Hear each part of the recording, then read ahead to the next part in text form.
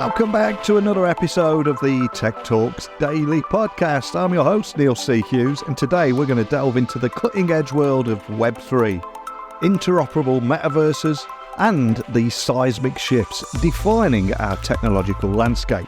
Joining me today is Rob Whitehead, the co-founder and chief product officer of Improbable, and he's been instrumental in pioneering technologies that stand at the intersection of gaming and metaverse ecosystems.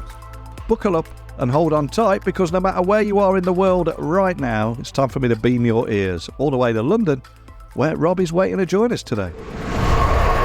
So a massive warm welcome to the show. Can you tell everyone listening a little about who you are and what you do? Yeah, sure thing. So I'm Rob Whitehead, and I'm one of the co-founders of a technology company called Improbable. So over the past decade or so, we've been building virtual worlds and the technology behind them. So the stuff I specifically look after is creating massive scale virtual worlds that can have tens of thousands of people in them all at the same time. And in terms of the day-to-day role in Improbable, I'm chief product officer. So I look after all of the technology, R&D and engineering that happens here. And just to set the scene for our conversation today, interoperable, obviously I play on words on interoperability. So what challenges and maybe even opportunities does interoperability present in the current state of the metaverse? And how does M2 that you've got there, how does it aim to standardize or even facilitate this? Yeah, so it's probably, to answer that one, it's probably worth talking a little bit around kind of M2 or M squared as a project and how it became Improbable. So for some background on myself a bit more, like I kind of grew up in the metaverse. So when I was a teenager, about 14 years old, I joined the virtual world Second Life. And I don't know if you remember that. Yes. Oh, yes. So I ended up kind of, being a successful content creator there, and ended up making enough cash to help pay me through college and a bunch of different things. And so I got an amazing taste for what the metaverse could be. But one of the challenges with Second Life was it was very difficult for things in it to connect to the wider world. It was very difficult to take an object or take something in Second Life and view on a web page or bring it into another space. And it meant, although the people who were in it really enjoyed it, it was a little bit isolated as a place. And kind of fast forwarding now almost 20 years to today, with the crazy technology we have with Improbable, which allows us to have these massive scale virtual worlds, we thought it would be a real shame to have the same thing happen, to have the kind of experiences and the content inside of it to be silent and not be able to have things go from place to place. So we set up a project called M squared, and you can think of it as a network of different metaverses. So we want to have a bunch of different metaverses, like for example, one for baseball or football or for gaming or for all sorts of different things, and then have people's, identities and stuff be able to go from place to place. And to go back to the question of, why is interoperability like an important thing? Imagine you went to a sports game and you bought a jersey when you were at that game. And when you left the game, you had to give that back and you weren't allowed to go and take it somewhere. Or you went to go see your favorite band. And then after you've bought a baseball cap when you bought a cap for your band, you have to go and hand that back. It kind of reduces the value of those things and reduces the meaning of them. The whole point of, culture and society is that things can mix together. And right now, existing game environments don't really allow that to happen. Absolutely love that. I get flashbacks of Second Life there. I'm curious, what was it that you were selling back in the day? Was it? I was a virtual arms dealer, I'm afraid to say. I was a totally minded teenager, but it was. I also sold defense systems as well. I was trying to help people out as well. But yeah, that's what I got up to. So yeah, I could talk for days about that. Got some amazing stories to tell. Oh, absolutely love it. Is Second Life still around in some shape or form, or is it long gone? Yeah, it really is. And I think it's interesting to reflect on it, because in some ways, in the mainstream media, it's regarded as maybe not being able to have lived up to what it could be. But, back then people thought it was going to be like the next internet, right? There was so much hype around it, but it's still got a diehard community who've been there for, decades now. And the reason why is because they've formed real relationships and real friendships there. And it's like that, it's its own little society. And once that happens, it's quite hard for people to want to go away from it, right? Because it's where people are hanging out day to day. So I think that's kind of one of the big opportunities with metaverses, is actually turning them into places where people can form real relationships and have real experiences. I absolutely love that backstory that you've got there. And I'm curious, what were the key developmental milestones for Improbable and M2 that ultimately allowed you to lead in the creation of these virtual worlds? And has your vision evolved over the years too? Oh, it definitely has. Yeah. So when kind of we started it back in 2012, we were very focused on video games. So Herman, P, and I and others, we were super into big online games. We wanted to build simulations of worlds that could power these games that were just like real life. We wanted to have it so everything in the world was physical. You could have tens of thousands of people in a massive space. There were full economies and ecologies of animals and all this sort of thing. And one of the things we always thought was impossible back then was density. So we thought we'd be able to have massive game worlds where you could kind of go for miles and miles and discover different things.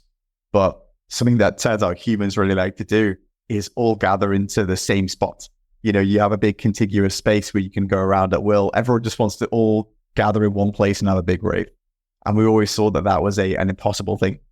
And it really actually happened around COVID, funnily enough, when we weren't able to see anyone in the office.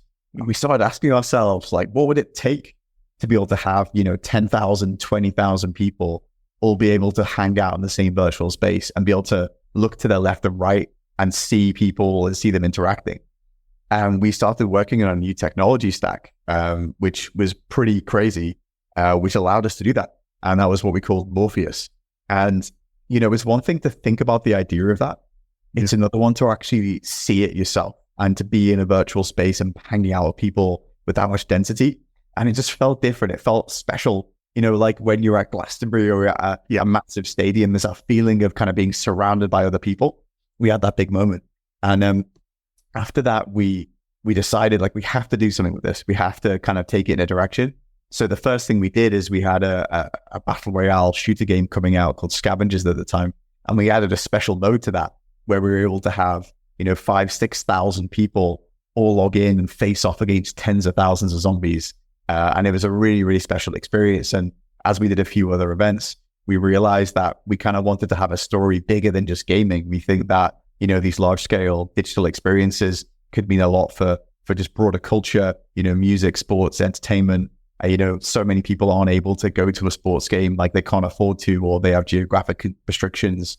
Or if you look at things like K-pop, fans are all over the world, in terms of like, and they're kind of any single town you're going to get fans. So having these sorts of digital experiences where people can gather is a really, really cool opportunity. So yeah, I think we started with a background in, games and virtual worlds. But as we've gone kind of further into now, it's all about kind of bringing people together, both technically and also now, going into these different areas, which are kind of beyond just computer games. Yeah, and I think that's the important bit for me, going beyond the computer games, because this year Gen AI has distracted a few people away from the metaverse. But I had Real Madrid on a few years ago, and they were talking about that they've got the very nice problem of having 450 million fans around the world. Yeah.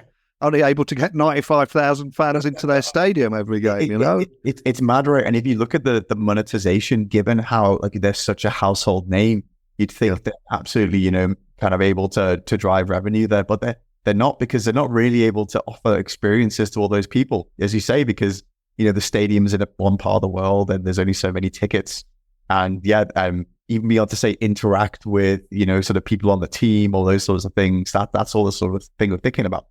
And of course, that's just one example of how virtual spaces could quickly become the new frontier for both social interactions, commercial activities, and so much more. And as someone right at the heart of all this, how do you see the industry evolving in a manner that enables the business opportunity while ensuring the metaverse is accessible to that greater number of people? I mean, that's the big question, isn't it? Yeah. I think there's a related statement here, which is kind of implied, which is, everyone, that there's a term like the metaverse that's kind of being sloshed around. I think it's quite clear, like we're going to see more kind of like a network of different metaverses ran by different groups rather than there being one homogenous place you log into, because it kind of goes back to a point of like, I guess they call it freedoms versus securities. So, you might want to be logged into some very edgy kind of experience. It might have adult content. It might have swearing. It might be funny. It's like the digital equivalent of a nightclub. It's a place everyone goes. It's not very family friendly as a location. But on the other side, you might want to have, sort of very kind of like sort of much more buttoned up experiences where you might have kids in there. You might have, larger brands in there. So one of the big takeaways we have is that it's around creating a series of environments with different choices about how kind of you can interact with that world and how different things can go into that world. And it's not on us to define the one answer. It's around us working with our different partners and letting them make the decisions which are right for their particular audiences. So for example, working with Major League Baseball, and they have their own metaverse. We're providing the ingredient technology and the platform, but it is their metaverse. It's their metaverse website. It's their users. And it means they get to choose on their terms how they go and do that. And that's quite different to if you look at, the Robloxes and Facebooks of the world. They're sort of prescribing their own rules onto every single person on those platforms. So we're trying to take it a different way. So I guess to summarize there, it's really about allowing there to be kind of heterogeneous, we want to have different metaverse, different digital experiences for different groups, and allowing them themselves to decide, what the rules of those spaces are going to be, rather than us trying to go in there and govern that. Love that. And if we were to take a little look under the hood or peek behind the curtain at some of those technical underpinnings of Improbable's Morpheus technology, how does it differentiate from other platforms in terms of scalability and realism? So yeah, Morpheus is that crazy tech we built out for super high density experiences. And if this was a sci-fi film, it'd be like there's some like cheeky little widget or one weird trick that means we're able to do it. But like the reality is that it's just we've had to examine every single part of the technology stack that you normally have to work on to make games and virtual worlds. So things like networking, which is how you send data to everybody in the space; rendering, which is how you draw everything to the screen; simulation, so how you actually work out the logic of what everyone's doing and what the AI are doing in the space. And we have to pretty much from the ground up rebuild a stack of those different pieces to allow us to have tens of thousands of people all in the same space. And we've even had to use AI techniques to be able to compress all the data down. So if you play a game like Fortnite, you might find that the bandwidth there is about 300 kilobits per second. And we're able to achieve similar bandwidth, but for like 10, 20,000 players in a space. So it's just showing the sorts of crunching that we have to do in terms of calculations to get all that data down. So yeah, it's really like a suite of technologies which we deploy to have that be possible. And then I guess beyond that, it's also available in a way where when we're doing these events, often they kind of emerge quite serendipitously or at short notice. We have cloud streaming tech so that people are able to hop in just on a web browser. So when we're doing these large scale experiences or say an MLB sports game or another thing, you can be on a phone, you can be on a tablet, you can be on, a Mac or a PC, and no matter in the world where you are, you can just log in instantly. And as we continue to make giant strides in metaverse technologies, I'm curious, are there any ethical concerns that should be on all of our radars? And how are you addressing issues like data privacy, digital divide? Because huge talking points at the moment. Yeah, for sure. And I think, if you look at it naively, like it's one thing to have data of what buttons you're clicking on when you're going on Facebook. And another thing to, in virtual reality, literally where your eyeballs are, where your head's looking, where your hands are looking, like the scope of data there is potentially enormous. I think there's two elements there, I think. So one is around like self-sovereignty of data. So it's about, rather than thinking of this data as something that lives inside of some kind of big platform, it's actually something that users themselves have custody of. And it's sort of on their terms when they want to provide their data to a particular experience, because I might be happy giving my data to some sort of buttoned up, corporation. But if I'm in some like sketchy part of the metaverse, I might not want to do that. So I think that's kind of part of the story. And then the other one as well, it kind of goes back to the previous point about we're a network of metaverses. We're not kind of trying to be this big monolithic platform which hoovers up all the data. So when a company works with us, or when a project works with us to make a metaverse, they are sort of deciding the rules around data management, and they are sort of the custodians of that data. So I think it's very much around kind of allowing users to make those decisions, having data be sovereign with users when they can, but also when it is part of the platform, not having it be this big, monolithic thing, having it be so the different experiences you're going into kind of can make those decisions themselves. And you mentioned a few moments ago your recent partnership with MLB, Major League Baseball, of course. But what do you think the role of the public sectors could play in shaping the metaverse? Do you envision governmental bodies eventually becoming stakeholders and getting on board too? They are typically late to these kind of parties, but do you think they play a role too?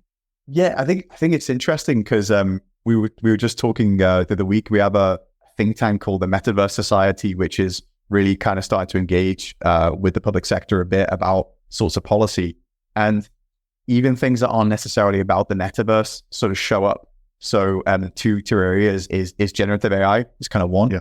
And then the other one is like Web3 and blockchain stuff, where those things are used in some senses outside of virtual worlds, but they really come into their own when you have digital spaces.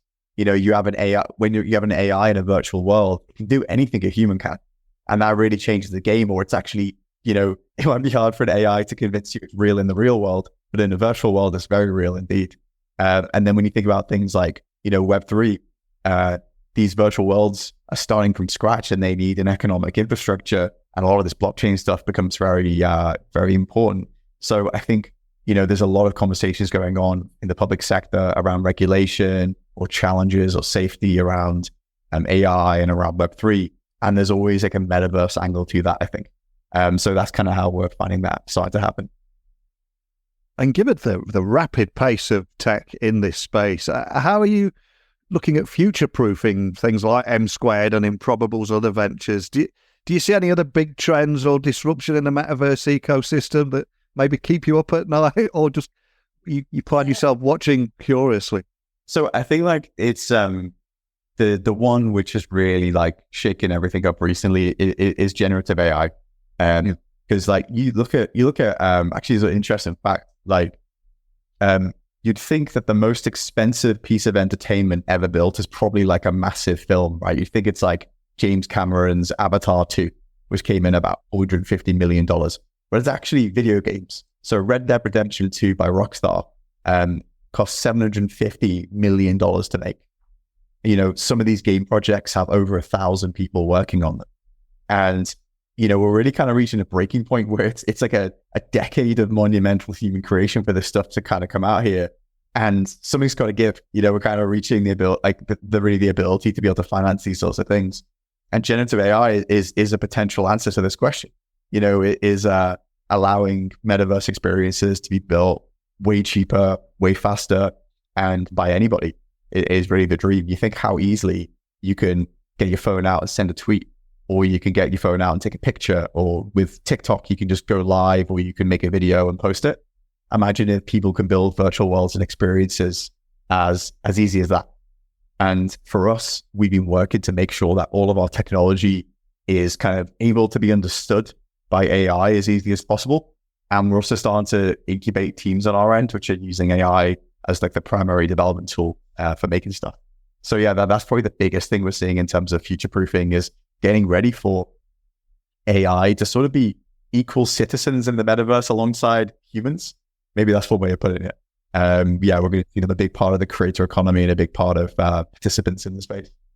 Yeah, and I think it's much closer than a lot of people realize. I think gaming on its own is bigger than Hollywood and the music industry combined. It's ludicrous, isn't it? It's ludicrous. And with all this AI stuff as well, like you might see, it's been 6 months and everyone's got ChatGPT and the world hasn't changed yet. But it takes time for people and companies and, processes to change. So it's happening at the fringes right now, but it's going to be when you see all that stuff secretly supercharging how everything runs day to day, then it's going to start to get quite interesting. Yeah, and I think we're beginning to see that with esports as well over traditional sports, and a lot of younger users have got zero interest in the traditional form of sport, but esports is just getting bigger and bigger, isn't it? Oh, it's really, it's absolutely crazy. And to go back to like these international communities, like for some of these biggest esports, it's just a completely global phenomenon. Like there's not really many sports out there beyond maybe football, which go as wide. And some of these things are probably even wider than that in terms of going into like China, Korea, loads of other places. And if there is a younger entrepreneur or startup founder listening at the very beginning of their journey, you've journeyed from Cambridge University to co-founding transformative companies. So is there any key piece of advice that you would offer to somebody listening right now at the beginning of that journey, especially if they're looking to break ground in Web3 development? Yeah, I think it's an interesting one. It's, back when I started doing this stuff, the amount of resources available to kind of help you along were just not where they are today, where, now I'm just like scrolling through TikTok and it's just got tutorials and videos about how to do pretty much anything. And then with ChatGPT as well, you can ask that pretty much any question about starting a business and it's going to be able to teach you how to go do it. The big one I say is you might have the best idea in the world. And I think I remember back in the day, everyone kind of having these secret ideas and they make you sign NDAs, be like, oh, don't steal my app idea or this sort of thing. The reality is, the biggest likely thing that's going to happen when you're working on your product is that you're going to build the wrong thing. And the idea is really to build the wrong thing as quickly as possible so that you can build the right thing. So don't have some crazy big idea that you sit on and you sit there, noodling on it and perfecting it in a vacuum. Get the idea out there as quickly as possible and, prove to yourself it actually makes sense and, bid it, iterate on it and find something that works. So that's probably the biggest advice is to kind of keep it scrappy and, do things that are going to teach you as much as possible rather than, just kind of working on your beautiful big idea. Absolutely love that. And we started the podcast talking about your origin story, those Second Life days. And as we now come full circle, I want to ask you to look back throughout your career now, because none of us are able to achieve any amount of success without a little help along the way. So I'm curious, is there a particular person that you're grateful towards? Maybe they saw something in you, invested a bit of time, ultimately helping you get you where you are today. Is anyone we can give a little shout out to? I think it's actually a fun one going back to Second Life, because when I was younger, I really didn't have I grew up in Liverpool, didn't really have many role models or people I could go to there in terms of learning about technology and programming and that sort of stuff. And for me, it was in Second Life as a virtual world. I actually learned to code. I learned all this sort of stuff. So it's really like a shout out to people who might have kind of helped me along the way inside of Second Life, because Improbable wouldn't be here today if it wasn't for the metaverse in a weird way. And even more funnily, Philip Rosedale, who's was the CEO of Linden Labs, which made Second Life. I remember kind of, seeing him around in Second Life in the early days. And actually these days, he's now actually a board member of M Squared, our metaverse network. And there's an amazing moment where I got to kind of have a dinner with him a few months ago and kind of debrief on the last 2 decades of Second Life in the metaverse. And I remember, knowing about him even back when I was a teenager. So yeah, there was an amazing full circle moment there. Oh, man, brilliant. Well, that's a beautiful moment to end the podcast on today. But before I do let you go, anyone listening wanting to find out more information about M Squared, about Improbable, joining your community, whatever it might be, where would you like to point everyone listening? Yeah, sure. So Improbable's at improbable.io, and you can get a kind of idea of what we do at a very big scale. msquared.io is our website for the network of metaverses. But I'm quite active on Twitter. So RJF White is my Twitter handle, and Improbable and M Squared are also on Twitter as well. And then finally, we have a Discord as well for M Squared. But I think a good starting point is probably our Twitter, because that's where we have, a lot of stuff coming hot off the press. Awesome. Well, I'll get those links added to the show notes so people can find you nice and easy. You've been on an incredible journey, and I've just loved hearing everything from that Second Life to what you're doing now, what you're looking towards the future, and that unwavering dedication to innovation. And I'd love to get you back on next year, see how things are continuing to evolve. But more than anything, just thank you for your time today and sharing your insights. Thank you. No worries at all. It's been great chatting. Thanks.